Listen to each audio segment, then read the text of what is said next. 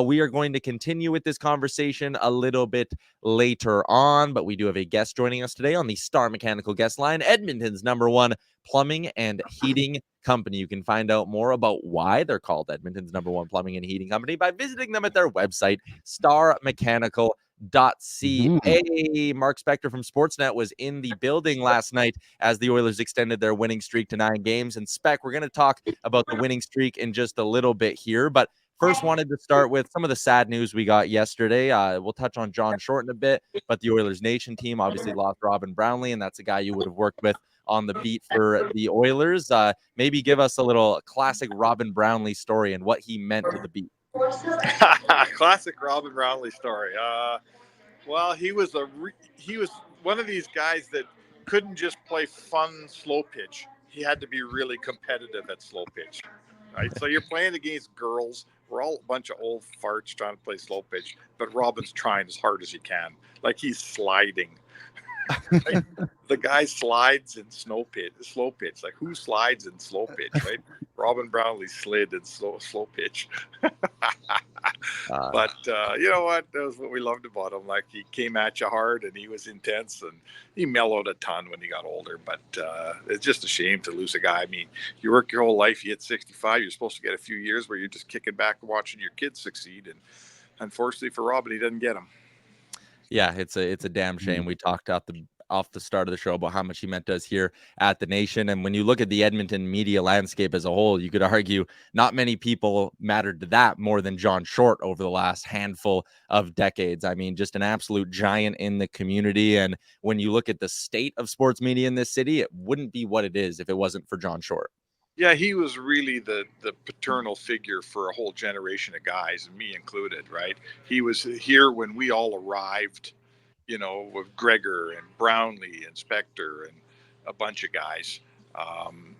You know, and he, like, I was a young newspaper guy coming up. He was an old newspaper guy who already had a good newspaper gig, not just his radio show, but you remember he was the inside columnist at the Edmonton Journal. And he could have looked at me like I was a young guy that might take his job one day. And I'm not saying I took his job, but I went in and did what he did. And I was an inside columnist and a front page columnist. And there's a lot of guys who would have been threatened by that, right? There's a lot of guys who would have kind of blocked the way, and Short just paved the way. Short made you feel confident. He told you how good your columns were.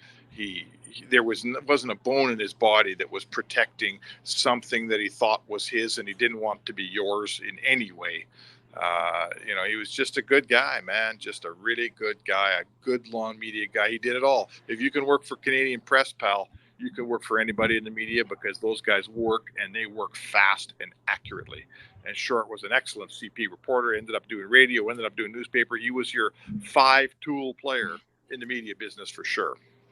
And the Oilers go and they give, you know, people who were hurting yesterday a reason to smile as they deliver their 9th straight victory. You were in the building as they finished it off in OT. I said it was kind of like a polar opposite of the win over Chicago. Spec against Chicago, they got away with like their C- game and managed to squeak out a victory. Against Detroit, that felt to me like the A minus, A play. It was in the A range if you were to grade it, and they barely won that thing. But I think they showed, man, they can dig deep when they need to.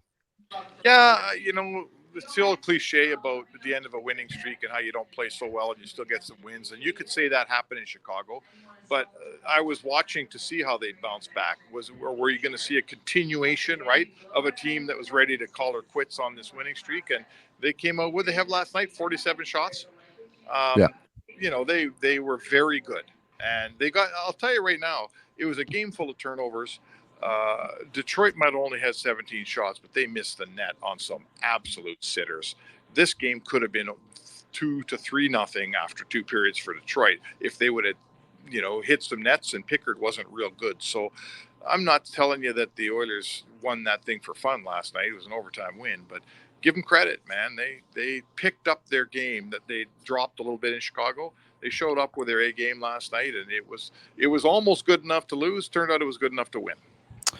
What did you make of the decision to challenge the Detroit Red Wings' first goal, considering what happened only a couple of nights before when they didn't challenge the Zach Hyman goal that didn't count? Well, I didn't think that the Zach Hyman goal should be challenged. I thought that he was all over Mrazek, and they were in the blue paint together. or at the very tip of it, I didn't think that stood a chance. So obviously Knobloch didn't either. The one last night, there's no question that the Detroit player skated through Pickard's glove and did indeed, inhibit him from making a glove save. Now, the referee told Pickard after, the reason we didn't turn that over is because you were standing in the white paint when it happened.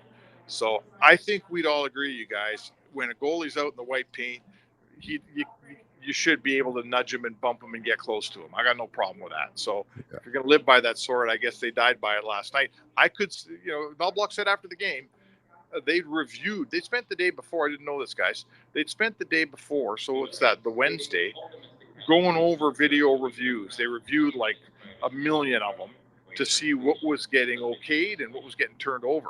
The coaching staff spent a couple hours on that on the Wednesday.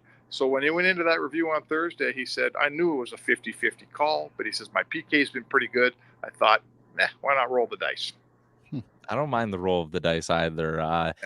You're on your way out of Detroit right now, I should say. But while you were there, you had a chance to sit down with Leon Draisaitl and talk a little bit about a story that will become a massive story this summer. And it's the fact that he's eligible for an extension. People can read the full piece at sportsnet.ca. We'll link it in the YouTube chat for anyone who hasn't checked it out yet. But Spec, maybe give us a little bit of what surprised you the most about Draisaitl talking about his next deal. Well, I'm going to say nothing surprised me. And this is why. There's a script, right? There's a playbook for these guys when they hit free agency like this. And his agents, Mike Liut and Andy Scott in Ottawa, they read him that playbook, and Leon memorized it, right? Don't say you want to leave. Don't say you want to stay, right? Don't give up any leverage. And I gave him every chance to say, I love Edmonton and I never want to leave. And he never took those opportunities even once. And it's not because Leon hates Edmonton and wants to leave, or it's not because he doesn't want to be an Oiler. It's because that's what your agent tells you what to do, right? And that's what he did. So I wasn't surprised.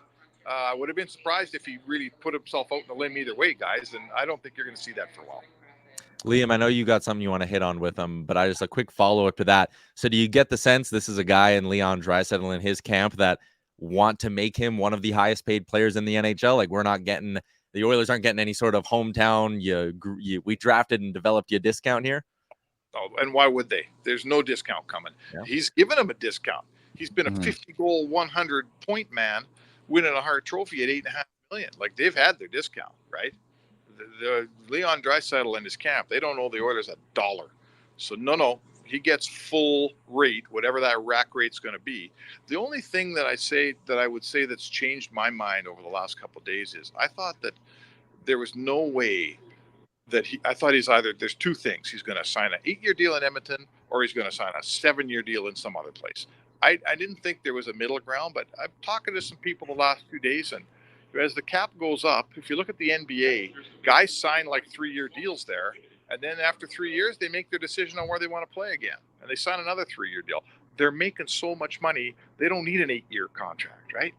So I could see the possibility now that Leon Draisaitl might go halfway. He might sign like a 3-4 year deal in Edmonton and then sign another one when he's like 32, 33 years old, wherever.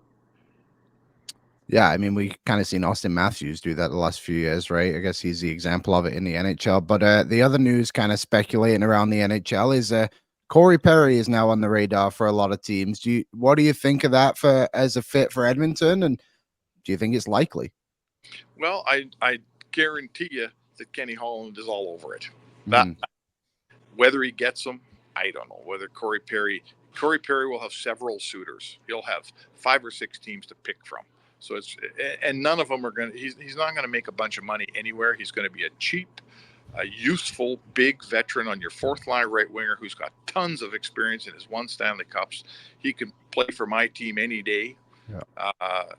We'll all get past whatever happened in Chicago when he's helping you win a cup somewhere. So yes, they'll be talking to him in Edmonton. Will they land him in the end? Only Corey Perry knows that.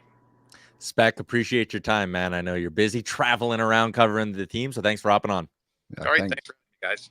There you go. Mark Spector on the Star Mechanical Guest Line, Edmonton's #1 plumbing and heating company. Big shout out to Spec for hopping in.